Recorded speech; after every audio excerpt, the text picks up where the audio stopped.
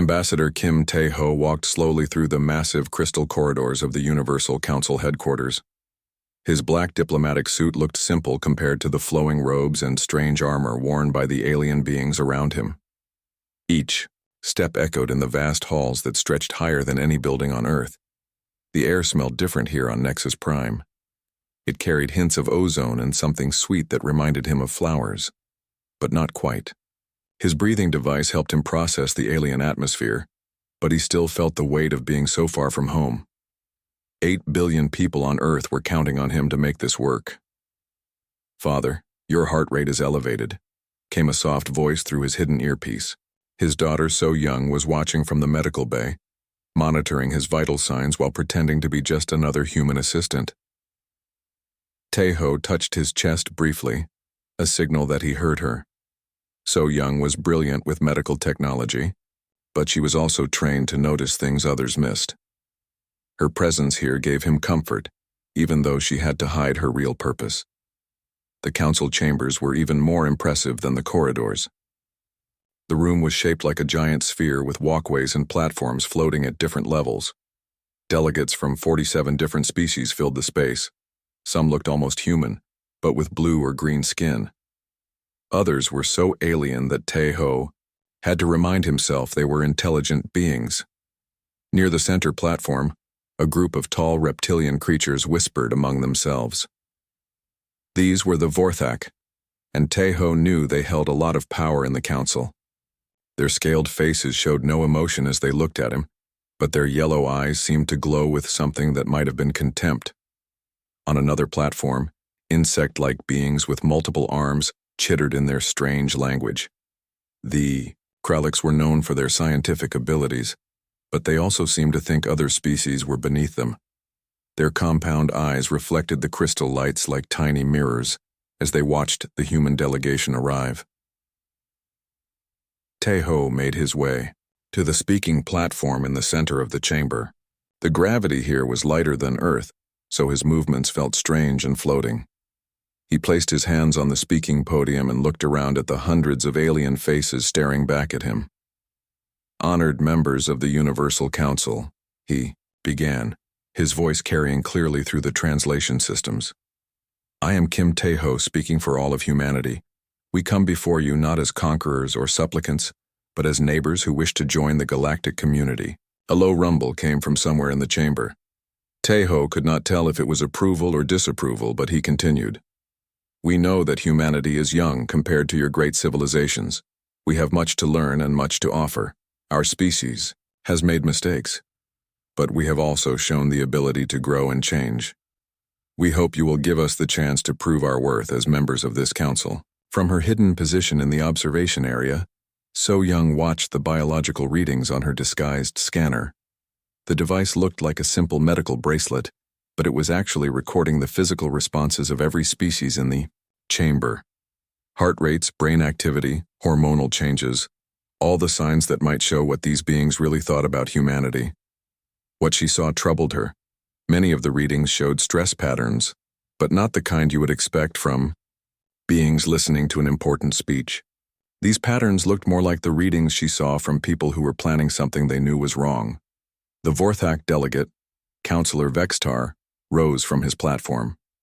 His voice was deep and carried a hissing quality that the translators could not completely remove.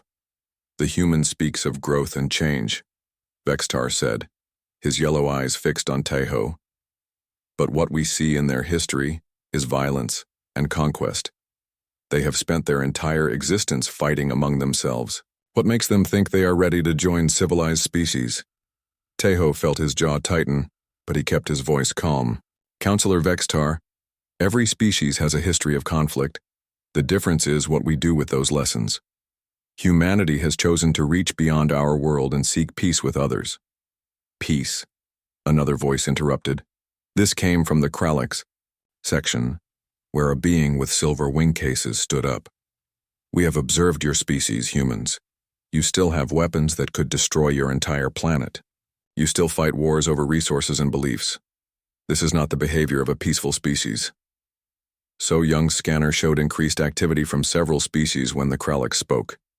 She began to understand that this was not a real debate about humanity's qualifications. This was a planned attack. Tejo straightened his shoulders. He had expected this kind of resistance, but the coordination of it suggested something more organized than simple concern about human behavior. Yes, we have weapons, he admitted. But we also have art, music, literature, and science. We have love for our families and hope for our future. We believe that the capacity for both creation and destruction is what makes intelligence meaningful. The choice between them is what defines civilization. A new voice joined the discussion. This one came from a being that looked almost human, except for her pale blue skin and silver eyes. Dr. Kira Velnoth of the Zephyrian delegation stepped forward. The human makes a valid point, she said. Many of our species went through similar phases of development. Perhaps we should judge them not only by their past, but by their willingness to join us here today. Vextar's head snapped toward Dr. Velnoth with obvious anger. The Zephyrians have always been too trusting.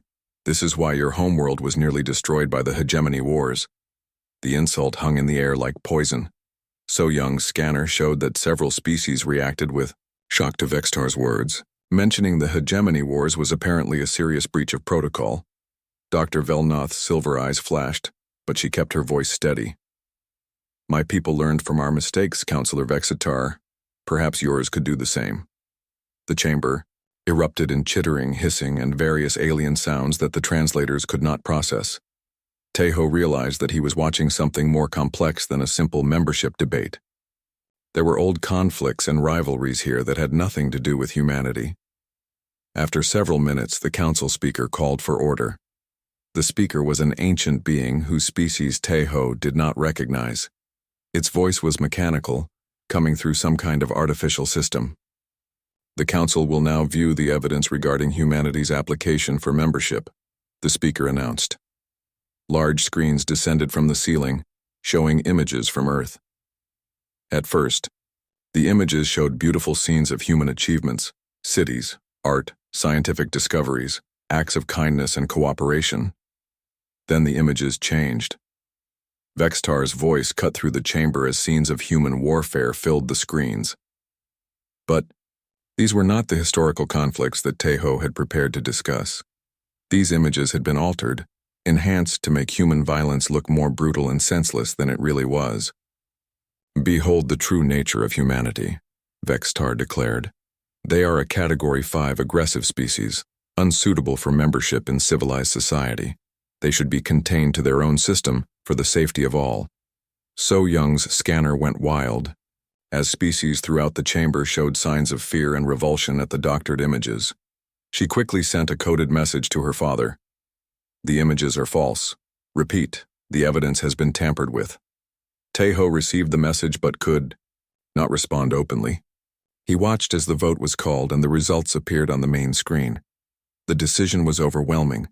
Humanity's application was not just denied, but they were officially classified as a dangerous species to be monitored and contained. As the session ended, Tejo maintained his diplomatic composure even as his hopes crumbled around him. He bowed formally to the assembly and spoke his final words as humanity's representative. The Universal Council has made its decision, and we will respect it. But I hope that someday you will see that humanity has more to offer than you believe today. As he left the speaking platform, Tejo activated a small device hidden in his jacket. The message it sent would take weeks to reach Earth, but his son Jamin would understand its meaning. The garden party has turned sour. Walking back through the crystal corridors, Tejo felt the weight of failure on his shoulders. But he also felt something else growing inside him, a cold understanding that this had never been about humanity's qualifications at all. Someone had wanted this outcome from the beginning. Behind him, unseen by human eyes, Counselor Vextar watched the human diplomat leave. His yellow eyes glowed with satisfaction as he began planning the next phase of his campaign against the dangerous species from Earth. 3 months had passed since the failed diplomatic meeting. Ambassador Kim Tejo remained on Nexus Prime, working in what the Council called extended cultural exchange. Really, he was trying to change minds one conversation at a time. Taeho walked through the residential section where diplomats lived. The buildings here looked like they grew from the ground instead of being built. Each structure was different, designed for the specific needs of different alien species. His own quarters were simple and reminded him of a hotel room back on Earth. During his stay, he had made some unexpected friends. Dr. Kira Velnoth, the Zephyrian scientist who had spoken for humanity during the vote, often met him for what humans would call coffee. The Zephyrian drink tasted like mint mixed with electricity, but Taeho had learned to enjoy it. The younger species are not happy with how the council works, Dr. Velnoth told him one afternoon. They sat in her laboratory, which was filled with plants and scientific equipment from dozens of worlds. Many of us think the Vorthak have too much power. Taeho set down his cup carefully. What kind of power do you mean? Dr. Velnoth looked around to make sure they were alone. Economic pressure. They control trade routes and resources. If a species votes against them, they find their cargo ships delayed or their supply contracts canceled. It is not illegal, but it is not fair either. And species just accept this? What choice do we have? The Vorthak have been here for thousands of years. They have connections everywhere. Most species think it is better to stay quiet and survive. Taeho understood. It was the same kind of corruption that had existed on Earth throughout history. Bullies who use their power to control others, always finding ways to make their threats seem legal and reasonable. What about the Kraliks? He asked. They provide scientific support for the Vorthak in exchange for protection and resources. Many Kralik scientists disagree with this arrangement, but their leaders benefit too much to change. That evening, Taeho sent another coded message to Earth. This one was longer and more complex. His son Jaemin would need to understand the political situation if anything happened to the diplomatic mission. On Earth, Jaemin received his father's messages in his underground laboratory beneath Seoul. The facility looked like something from a science fiction movie, with screens, computers, and equipment that most governments could not afford. Jaemin had built it using technology that officially did not exist. Unlike his father, Jaemin had never believed in pure diplomacy. He had spent years in special forces operations before becoming a scientist. He knew that sometimes people only understood strength, and he had learned to speak that language fluently. The coded messages told him everything he needed to know about the council's corruption and his father's dangerous situation. Jaemin began, preparing for the possibility that diplomacy might fail completely. Back on Nexus Prime, Dr. Velnoth arranged a secret meeting with other species who opposed the current system. The meeting would take place in the Neutral Gardens, a large park area that served as neutral ground for all diplomatic activities. The gardens contained plants from hundreds of different worlds, each section designed to accommodate different atmospheric needs. Artificial weather systems created the right conditions for each plant species. The result was a beautiful but strange landscape, where earth flowers grew next to alien trees that sang in the wind.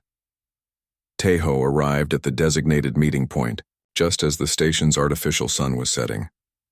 The lighting changed to simulate evening, and bioluminescent plants began to glow in blues and purples that had no names in human language.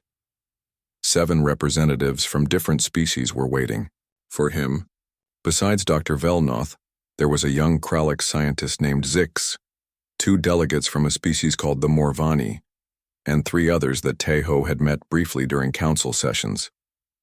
We want you to know that not everyone agrees with the decision about humanity, Dr. Velnoth said quietly. Many younger species think the council needs to change. Zix, the Kralik scientist, stepped forward. His insect-like appearance was intimidating, but his translated voice sounded nervous and young. My people are tired of being forced to support policies we do not believe in. Some of us think humanity deserves a fair chance. What are you proposing? Taeho asked. A formal complaint about the voting process, one of the Morvani delegates answered. If we can prove that the evidence against humanity was falsified, we might be able to call for a new vote. Taeho felt hope rising in his chest. Do you have proof that the evidence was changed? We are working on it, Dr. Velnoth said. But it will take time and it will be dangerous for anyone involved. As they talked, none of them noticed the tiny flying devices that had been released into the garden. The micro-drones were smaller than insects and nearly invisible in the artificial twilight. They recorded every word and every face in the secret meeting. The conversation lasted for 2 hours. By the end, they had agreed to work together to expose the corruption in the council. Each species would investigate different aspects of the Vorthak manipulation, and they would meet again in 1 week with their findings. Taiho felt more hopeful than he had in months as he walked back to his quarters. For the first time since arriving at Nexus Prime, he believed that change might be possible. 3 days later, he received a message that Dr. Velnoth wanted to meet him again in the Neutral Gardens. This time, she said she had important news that could not wait for the group meeting. Taiho arrived at the meeting spot just after the artificial dawn. The gardens were beautiful in the morning light, with dew still sparkling on alien flowers. He found the bench where they had agreed to meet and sat down to wait. Dr. Velnoth arrived a few minutes later, but something was wrong. She looked nervous and kept glancing around as if she expected to be followed. "I found something terrible," she said without any greeting. "The Vorthak are not just manipulating votes. They are planning to declare humanity a military threat to the galaxy." "What does that mean?" "It means they want to authorize a preemptive strike against Earth. They are telling other species that humans are too dangerous to be allowed to develop further technology." Taiho felt ice in his stomach. "When?" "Soon. Maybe within the next few months. They are building support by spreading fear about human military capabilities." As Dr. Velnoth spoke, Taiho began to feel strange. At first he thought it was just the shock of the news, but then he realized something was physically wrong. His vision was starting to blur and his hands felt numb. "Kira," he said, using her first name for the first time. "I think something is wrong with me." Dr. Velnoth looked at him with growing alarm. "What kind of wrong?" Taiho tried to stand but found that his legs would not support him. He fell back onto the bench, and his breathing became difficult. I cannot breathe properly." "Doctor?" Velnoth immediately pulled out her medical scanner. What she saw made her face turn pale blue, which was the Zephyrian equivalent of human paleness. "You have been poisoned," she said. "This is a compound designed specifically for human biology. How is that possible?" Taiho's vision was getting worse, but his mind was still clear. He understood immediately that this was not an accident. Someone had used the microdrones from their secret meeting to deliver a poison that would only affect humans.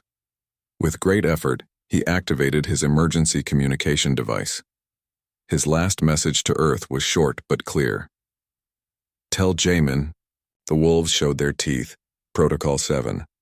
Dr. Velnoth tried everything she could to help him, but the poison was too advanced and too specifically designed. Within minutes, Ambassador Kim Taiho, humanity's first representative to the galactic community, was dead. The official investigation concluded that Taiho had suffered an allergic reaction to pollen from a plant called the Nexus bloom. The council expressed sympathy for the tragic accident and offered to send his body back to Earth along with a generous compensation package. Dr. Velnoth knew the truth, but she also knew that speaking out would only get her killed as well. She watched in silence as the council covered up their crime and prepared to spin Taiho's death as proof that humans were too fragile for galactic politics.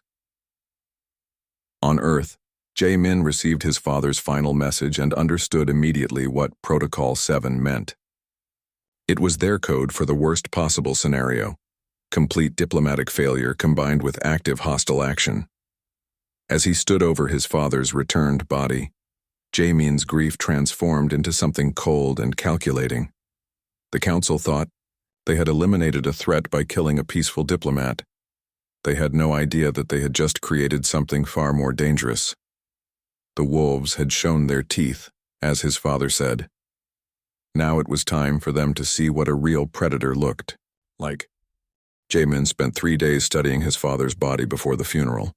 To everyone else, he appeared to be a grieving son saying goodbye. In reality, he was conducting the most important autopsy of his life. His private laboratory had equipment that most universities could not afford. Scanners that could detect individual molecules, computers that could model biological systems in real time, and databases containing information about alien biology that his father had quietly gathered during his diplomatic mission. The poison that killed Taeho was a masterpiece of biological warfare. It targeted specific proteins found only in human blood, causing rapid organ failure that looked like a natural allergic reaction. But creating such a weapon required detailed knowledge of human biology. "Someone gave them our medical data," Jae-min said to his sister So-young, who had returned to Earth with their father's body. "This poison is too precise to have been developed without inside information." So-young sat in the corner of the lab, still wearing her diplomatic uniform. Her eyes were red from crying, but her mind was sharp and focused.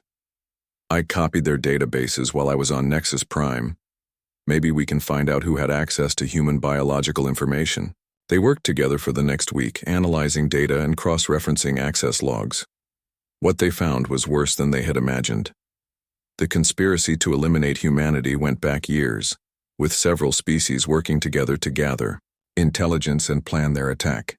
The leader was Counselor Vextar of the Vorthak, but he had help from scientists in the Kralix delegation and support from at least 6 other species.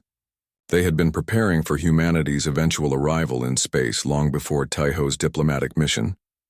"They were never going to accept us," So-young said quietly. "The whole diplomatic process was just for show." Jae-min nodded, but his focus was already shifting to the next phase. "Then we stopped playing by their rules." His first target was Dr. Morth Kell, a Kralix scientist who had provided the biological data used to create the human-specific poison. According to the intelligence So-young had gathered, Kell was currently working at a research station in the Outer Rim, far from Council protection. Jae-min spent 2 weeks designing his approach. He could have simply killed Kell, but that would have been too quick and too obvious. Instead, he chose a more subtle and terrifying method. Using technology reverse-engineered from alien equipment, Jae-min created a modified virus that would target the Kralix visual system. The virus was designed to be completely undetectable until it began its work, and it would spread through Kell's food supply over several weeks. Getting the virus to its target required careful planning. Jae-min could not travel to the research station himself, but he had other resources. His years in special operations had taught him how to work through intermediaries and cover his tracks. The virus was placed inside a shipment of scientific equipment that Kell had ordered from a supplier on Earth. The supplier never knew that their routine delivery contained a weapon designed by one of humanity's most dangerous minds. 3 weeks after the shipment arrived, Dr. Morth Kell began experiencing problems with his vision. At first it seemed like simple eye strain from working too many hours in the laboratory, but the problems got worse each day. Kralix had compound eyes that could see in multiple spectrums of light simultaneously. It was their greatest advantage as scientists and their source of pride as a species. As Kell's vision deteriorated, he began losing the ability to see in certain wavelengths. The psychological effect was devastating. Kell became convinced that someone was hunting him, that shadows were following him through the research station. The virus was designed to trigger specific fear responses in the Kralix nervous system, making him paranoid and desperate. Within a month, Kell was seeing things that were not there. Human soldiers appeared in the corners of his vision, always, just out of clear sight. Voices whispered to him in corridors that should have been empty. His colleagues began to avoid him as his behavior became increasingly erratic. The breakthrough came when Kell, driven to the edge of madness by his deteriorating condition and constant hallucinations, began confessing to anyone who would listen. He told his colleagues about his role in creating the poison that killed the human ambassador. He begged them to protect him from the human ghost that was hunting him. Most of his colleagues thought he was having a nervous breakdown, but some of them recorded his confessions. Within days, audio recordings of a Kralix scientist admitting to murder were circulating through underground communication networks across the galaxy. On Earth, Jae-min received confirmation that his plan had worked perfectly. Kell had exposed himself and implicated others in the conspiracy. But this was only the beginning. His next target was Councillor Threx Moldan, a mid-level Vorthak politician who had personally voted to approve the assassination. But instead of attacking Moldan directly, Jamin chose to destroy something more precious to the Vorthak: his reputation. Vorthak society was built on honor and status. A politician who lost face could never recover their position. Jamin spent weeks studying Moldan's personal habits, his political relationships, and his psychological weaknesses. Using advanced computer technology, Jamin created false evidence that Moldan had been stealing council resources and selling classified information to external threats. But the evidence was not simply fabricated, it was woven into real events and real transactions in ways that made it almost impossible to disprove. Security camera footage showed Moldan in places he had never visited, having conversations he had never had. Financial records suggested payments he had never received. Communication logs indicated contacts with enemies he had never met. The evidence was planted so carefully that even Moldan began to doubt his own memories. As investigators questioned him about transactions he could not remember making, he started to wonder if someone had been using his identity without his knowledge. But Jamin was not finished with psychological warfare. He introduced a neurological agent into Moldan's personal environmental system, the air and water supply in his private quarters. The compound did not kill, but it gradually affected the Vorthak's ability to distinguish between reality and simulation. As the weeks passed, Moldan became increasingly confused and paranoid. He made wild accusations against his former allies during council sessions. He claimed that human agents were infiltrating the government and that species were being replaced by imposters. His behavior created a chain reaction throughout the conspiracy. If Moldan was compromised, who else might be working for the humans? Council members began suspecting each other, wondering if their communications were being monitored and their thoughts being read. The paranoia spread like a disease through the corridors of power on Nexus Prime. Vorthak politicians stopped trusting their own allies. Kralik scientists began checking their colleagues for signs of outside influence. The conspiracy that had seemed so strong and coordinated began to tear itself apart from within. Jamin watched the chaos from his laboratory on Earth, monitoring alien communication networks and tracking the psychological breakdown of his enemies. He felt no pleasure in their suffering, but he felt a cold satisfaction that justice was being served. His father had believed in diplomacy and peaceful solutions. But when diplomacy failed and peace was met with murder, there had to be another way to balance the scales. Jamin was becoming that balance, one carefully planned move at a time. But even as his enemies turned against each other, Jamin knew that time was running short. Intelligence reports suggested that the Council was preparing for a direct military attack on Earth. The paranoia he had created was making some species more aggressive, not less. It was time to move beyond psychological warfare and take direct action. The hunter was about to become something even more dangerous. The effects of Jamin's campaign were spreading faster than anyone could have predicted. Within 6 months of his father's death, the carefully constructed alliance behind the assassination was falling apart from the inside. 3 more conspirators had suffered mysterious ailments that seemed designed specifically for their species' worst fears. A hegemony council member named Vorth Kellen had lost his ability to sense electromagnetic fields, leaving him functionally blind in a species that navigated by magnetic perception. A Zeltron trader who had helped smuggle the poison had developed a condition that made him emit distress pheromones constantly, causing other Zeltrons to avoid him. Each incident seemed like a medical mystery to outside observers, but the conspirators themselves began to see a pattern. Someone with detailed knowledge of alien biology was systematically hunting them down. Councillor Vextar called an emergency meeting of the remaining conspiracy members. Only 12 of the original 23 showed up. The others were either dead, missing, or too scared to leave their heavily guarded compounds. The meeting took place in a secure facility beneath the Vorthak embassy on Nexus Prime. The room was shielded against all known forms of surveillance, and every attendee had been scanned for tracking devices or biological contamination. "We are being hunted," Vextar said without ceremony. Someone is picking us off one by one, and they know exactly how to hurt each of our species most effectively. Dr. Yenth Kala, a Kralik scientist who had helped develop the human-specific poison, chittered nervously in his chair. How is this possible? Humans are supposed to be primitive. They should not have this kind of biological knowledge. Clearly we underestimated them, replied Counselor Threx Molden, though his voice sounded strained and confused. His recent psychological problems had made him paranoid and unpredictable. The question is, what do we do about it? Vexitar activated a holographic display that showed intelligence reports from across the galaxy. The attacks are being coordinated from Earth.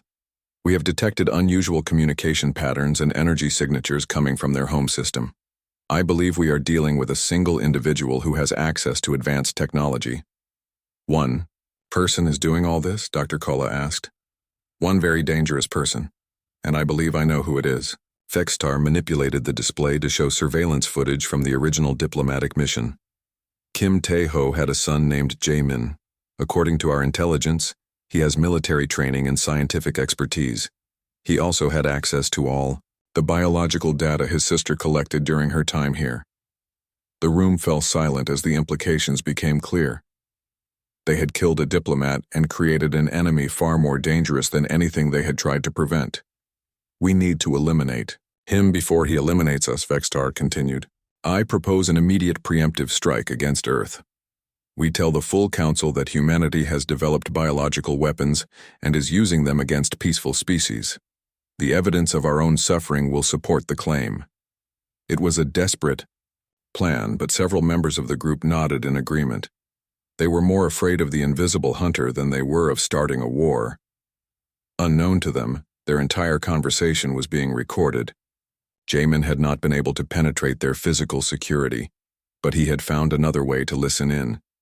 Dr. Kira Velnoth, the Zephyrian scientist who had befriended his father, was secretly working with him now.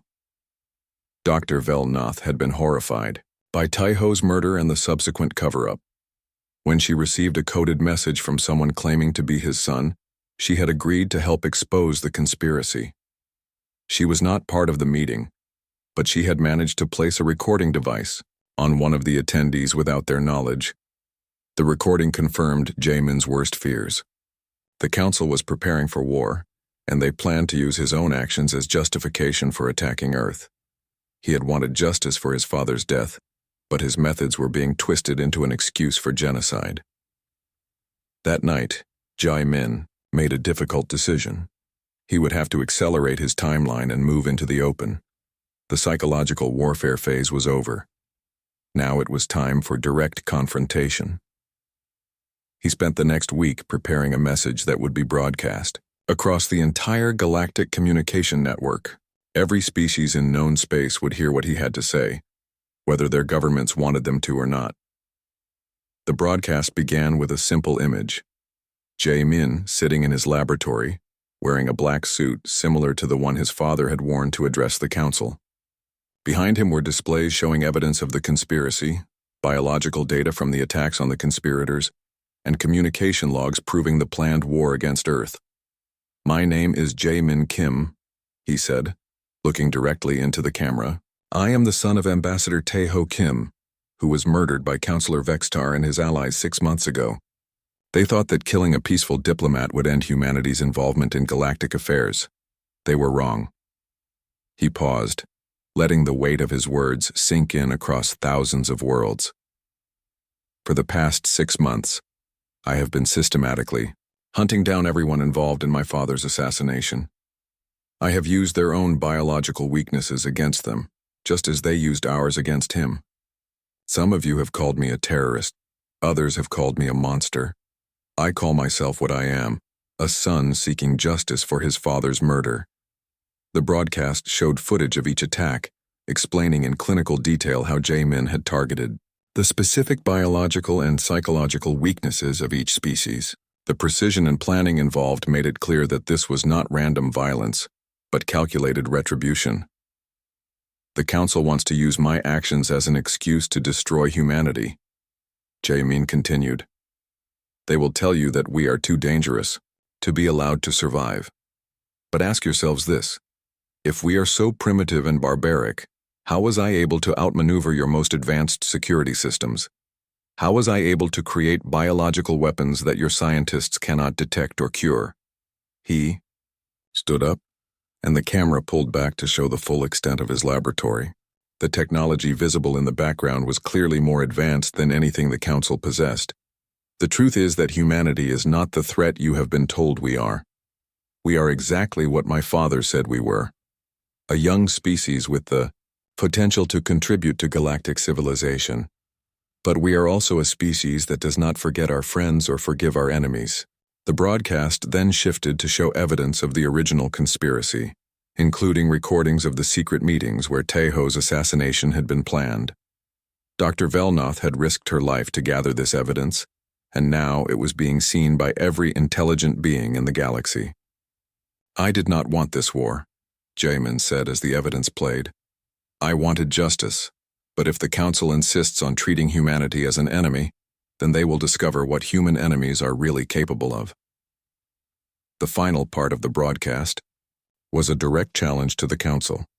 "You have 7 days to arrest Councillor Vextar and his remaining co-conspirators for the murder of my father.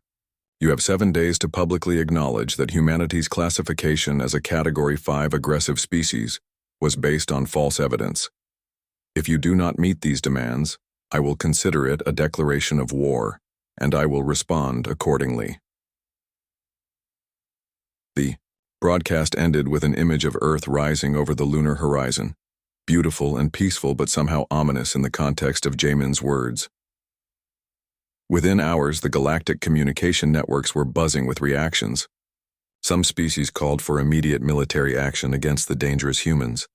Others demanded investigations into the conspiracy claims. A few brave voices suggested that maybe humanity deserved a fair hearing. On Nexus Prime, Councillor Vextar realized that his careful plans were crumbling around him. The human had outmaneuvered him at every turn, and now the entire galaxy was watching to see what the Council would do. The 7-day countdown had begun, and everyone knew that the galaxy would be very different when it ended. The galactic reaction to Jamin's broadcast was immediate and chaotic. Within hours, protests had erupted on dozens of worlds as younger species demanded answers from their governments about the conspiracy claims. The carefully controlled information networks that the hegemony had maintained for centuries began to crack under the pressure of public scrutiny. Dr. Kira Velnoth found herself at the center of the storm. As the Zephyrian scientist who had provided much of the evidence in Jamin's broadcast, she was suddenly the most wanted person on Nexus Prime. Both the conspiracy members who wanted her dead and the investigators who wanted her testimony were hunting for her. She had gone into hiding in the lower levels of the station, in areas where environmental controls were less stable and most species could not survive for long. But Zephyrians were adapted for harsh conditions, and she was able to remain hidden while coordinating with other reform-minded species. The young Kralix scientist named Zix had been inspired by the broadcast to take direct action. Despite the risk to his career and his life, he began leaking classified documents that showed how his people's scientific research had been manipulated by the hegemony for political purposes. 2 Morvani delegates who had attended the secret meeting in the ETU Neutral Gardens came forward publicly, confirming that they had been working with Ambassador Tejo before his death. Their testimony provided independent verification of many of the claims in Jamin's broadcast, but the most dramatic development came from an unexpected source. Dr. Morth Kell, the Kralix scientist who had been driven nearly insane by Jamin's biological attack, decided to make a full public confession. Kell appeared before news media from across the galaxy, his compound eyes covered by medical devices to help with his damaged vision. His voice was shaky, but his words were clear and damning. "I helped create the poison that killed the human ambassador," he said. "I provided biological data that was used to design a weapon specifically to target human physiology. I did this because Councillor Vextar convinced me that humans were a threat to galactic security. I now know that we were the threat, and I deeply regret my actions." The confession sent shockwaves through the Kralix government. Within hours, 3 high-ranking officials resigned, and the Kralix delegate to the Universal Council formally withdrew their support from the hegemony faction. Similar defections began happening across the galaxy as the evidence of corruption and manipulation became undeniable. Species that had remained silent for decades out of fear began speaking out against the hegemony's control. On Earth, Jamin monitored these developments from his underground laboratory. His sister So Young had been reassigned to a diplomatic mission with the reformed factions, and she sent him regular updates on the changing political landscape. "The younger species are organizing," she reported in one of her coded messages. "Dr. Velnoth is working with representatives from 12 different worlds to prepare formal charges against the conspiracy members. They want to present their case to the full council before your 7-day deadline expires." Jamin was pleased by these developments, but he also knew that cornered enemies were the most dangerous. Intelligence reports suggested that Vextar and his remaining allies were not planning to surrender. Instead, they were preparing for a final, desperate gambit. The plan became clear when long-range sensors detected a military fleet assembling near the edge of the hegemony's territory. The fleet included ships from 6 different species, all loyal to the old power structure. Their apparent destination was Earth. Jamin had always known that this moment might come. His psychological, warfare and information campaign had been designed to avoid open conflict, but his enemies were choosing war over justice. He would have to respond in kind. His preparations for this scenario had begun months earlier. Deep beneath the Pacific Ocean, automated construction systems had been building something that no government on Earth knew about. Using technology, reverse-engineered from alien sources and improved with human innovation, Jamin had created humanity's first true interstellar warship. The ship was not large by the standards of the galactic military forces, but it incorporated design principles that were completely unknown to Council engineers. Human creativity combined with alien technology had produced something genuinely new and dangerous. As the enemy fleet approached Earth's solar system, they expected to find a primitive world defended by chemical rockets and nuclear weapons. Instead, they encountered something that should not have existed. Jamin's ship, which he had named Justice in honor of his father, appeared on their sensors like a ghost materializing from empty space. Its stealth systems were based on principles that the Council's best scientists did not understand, and its weapons were powered by technology that combined human engineering with alien physics. The first engagement lasted less than 10 minutes. 3 enemy ships were destroyed, 2 were disabled, and the rest fled in confusion. The survivors reported impossible things: human weapons that seemed to anticipate their defensive systems, tactics that made no sense according to established military doctrine, and technology that was somehow both familiar and completely alien.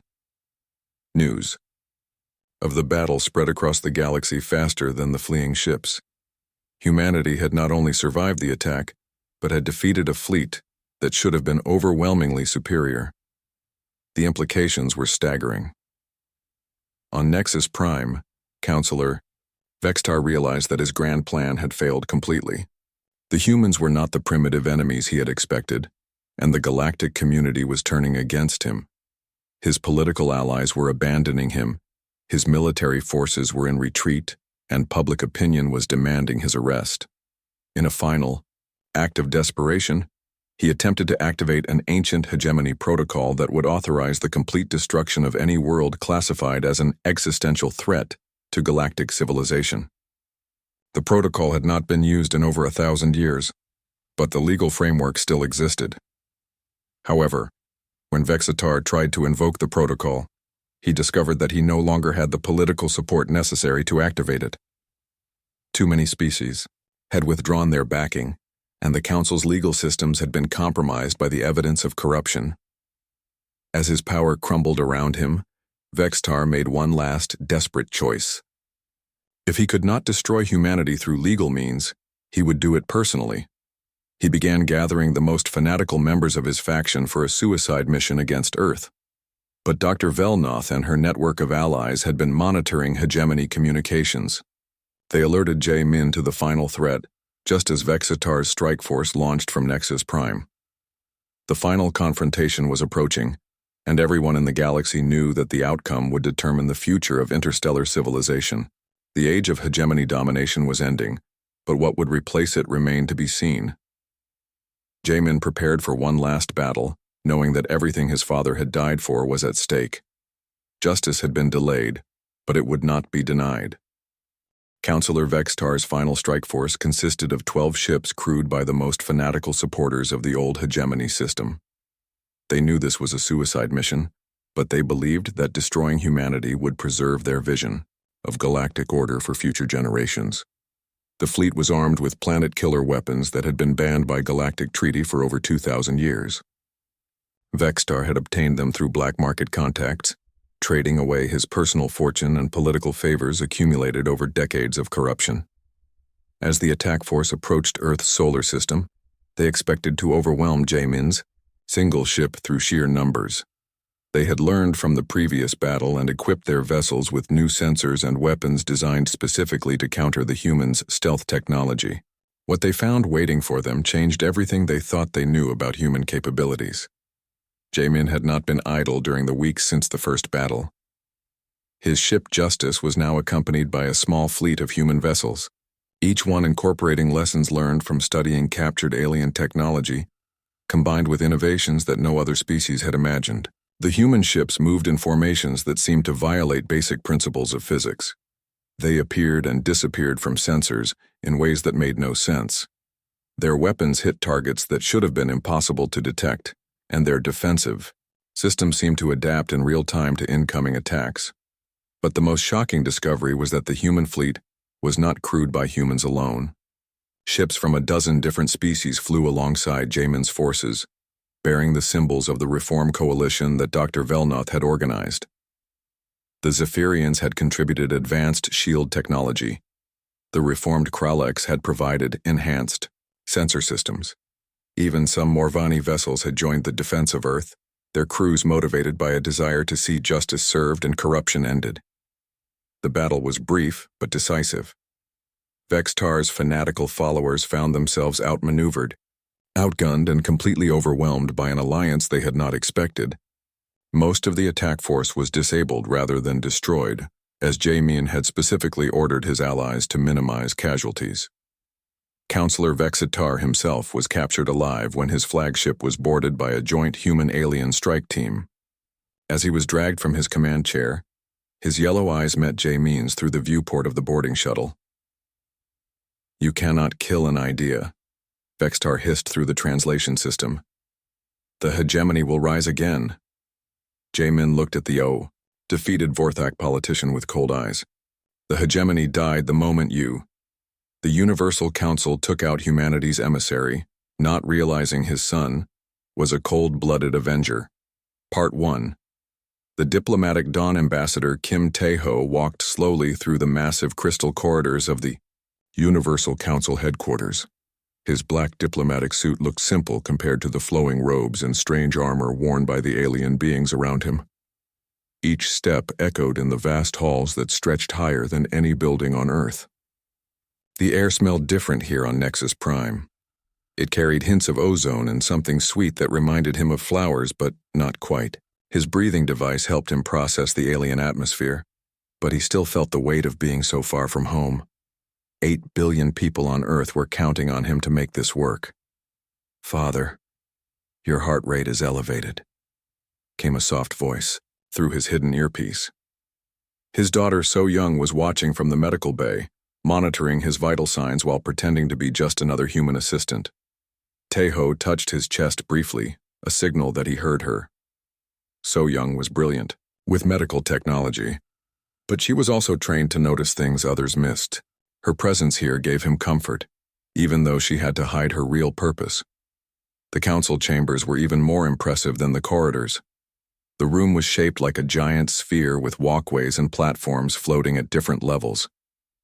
Delegates from 47 different species filled the space. Some looked almost human, but with blue or green skin. Others were so alien that Tae-ho had to remind himself they were intelligent beings. Near the center platform, group of tall reptilian creatures whispered among themselves. These were the Vorthak, and Tae-ho knew they held a lot of power in the council. Their scaled faces showed no emotion as they looked at him. but their yellow eyes seemed to glow with something that might have been contempt.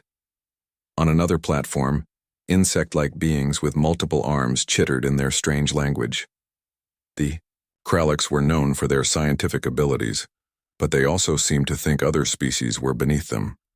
Their compound eyes reflected the crystal lights like tiny mirrors as they watched the human delegation arrive. Tejo made his way to the speaking platform in the center of the chamber. The gravity here was lighter than Earth, so his movements felt strange and floating. He placed his hands on the speaking podium and looked around at the hundreds of alien faces staring back at him. "Honored members of the Universal Council," he began, his voice carrying clearly through the translation systems. "I am Kim Tejo, speaking for all of humanity. We come before you not as conquerors or supplicants, but as neighbors who wish to join the galactic community." A low rumble came from somewhere in the chamber. Tejo could not tell if it was approval or disapproval, but he continued. "We know that humanity is young compared to your great civilizations. We have much to learn and much to offer. Our species has made mistakes, but we have also shown the ability to grow and change. We hope you will give us the chance to prove our worth as members of this council." From her hidden position in the observation area, So Young watched the biological readings on her disguised scanner. The device looked like a simple medical bracelet, but it was actually recording the physical responses of every species in the chamber. Heart rates, brain activity, hormonal changes, all the signs that might show what these beings really thought about humanity. What she saw troubled her. Many of the readings showed stress patterns, but not the kind you would expect from beings listening to an important speech. These patterns looked more like the readings she saw from people who were planning something they knew was wrong. The Vorthak delegate, Councillor Vextar, rose from his platform. His voice was deep and carried a hissing quality that the translators could not completely remove. "The human speaks of growth and change," Vextar said, his yellow eyes fixed on Tejo. "But what we see in their history is violence and conquest. They have spent their entire existence fighting among themselves. What makes them think they are ready to join civilized species?" Tejo felt his jaw tighten, but he kept his voice calm. "Councillor Vextar, every species has a history of conflict. The difference is what we do with those lessons. Humanity has chosen to reach beyond our world and seek peace with others." "Peace?" Another voice interrupted. This came from the Kralliks section, where a being with silver wing cases stood up. "We have observed your species, humans. You still have weapons that could destroy your entire planet. You still fight wars over resources and beliefs. This is not the behavior of a peaceful species." So Young's scanner showed increased activity from several species when the Kralliks spoke. She began to understand that this was not a real debate about humanity's qualifications. This was a planned attack. Tejo straightened his shoulders. He had expected this kind of resistance, but the coordination of it suggested something more organized than simple concern about human behavior. "Yes, we have weapons," he admitted, "but we also have art, music, literature, and science. We have love for our families and hope for our future. We believe that the capacity for both creation and destruction is what makes intelligence meaningful. The choice between them is what defines civilization." A new voice joined the discussion. This one came from a being that looked almost human, except for her pale blue skin and silver eyes. Dr. Kira Velnoth of the Zephyrian delegation stepped forward. "The human makes a valid point," she said. "Many of our species went through similar phases of development. Perhaps we should judge them not only by their past, but by their willingness to join us here today." Vextar's head snapped toward Dr. Velnoth, with obvious anger. "The Zephyrians have always been too trusting. This is why your homeworld was nearly destroyed by the hegemony wars." The insult hung in the air like poison. So Young's scanner showed that several species reacted with shock to Vextar's words. Mentioning the hegemony wars was apparently a serious breach of protocol. Dr. Velnoth's silver eyes flashed, but she kept her voice steady. "My people learned from our mistakes, Councillor Vextar. Perhaps yours could do the same." The chamber erupted in chittering, hissing, and various alien sounds that the translators could not process. Tejo realized that he was watching something more complex than a simple membership debate. There were old conflicts and rivalries here that had nothing to do with humanity. After several minutes, the council speaker called for order. The speaker was an ancient being whose species Tai-Ho did not recognize. Its voice was mechanical, coming through some kind of artificial system. The council will now view the evidence regarding humanity's application for membership, the speaker announced. Large screens descended from the ceiling, showing images from Earth. At first, the images showed beautiful scenes of human achievements: cities, art, scientific disco,